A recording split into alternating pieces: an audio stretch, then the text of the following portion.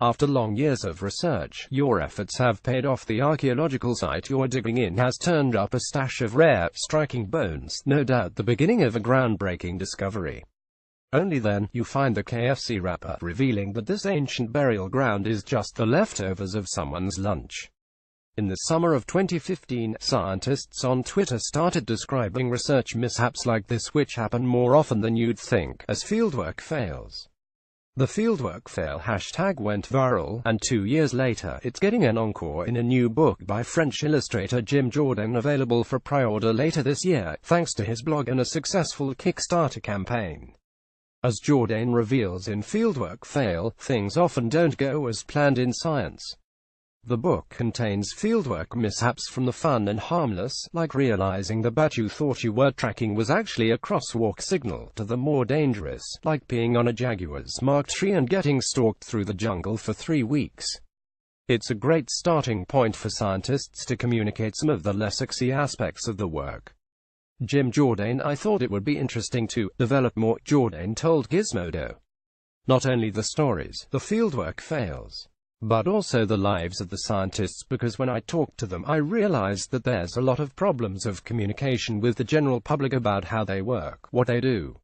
Jordan, who is not a scientist, eliminated complicated jargon and used illustrations to visualize the anecdotes to make Fieldwork Fail accessible to all readers: 11-year-old children, migrant mother, friends, scientists. He made an effort to include researchers from all over the world to provide a broader, more global perspective on research, and translated the book into both Spanish and French. Jim Jordan interviewed the 25 scientists whose tweets he included in the book to get a broader perspective on the nature of the fieldwork, its implications, and impacts. In the book, conservation biologist Aditya Gangadharan talks about mistaking elephants for boulders while doing work in India, but is also vocal about how colonialism plays into conservation efforts. Christopher Schmidt, a bioanthropologist and primatologist, segued his experience getting dengue fever while doing research on white-faced capuchin monkeys into talking about how the pet trade threatens some primate species with extinction. Jim Jordan, with text from Aditya Gangadharan. Perhaps the biggest success of Fieldwork Fail comes from its use of illustration to humanize science, and to distance it from the stereotypes of the out-of-touch scientist in a white coat, tucked away in a windowless lab.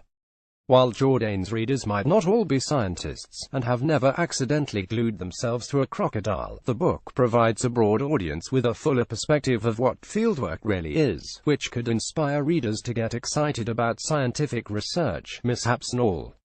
More science posts.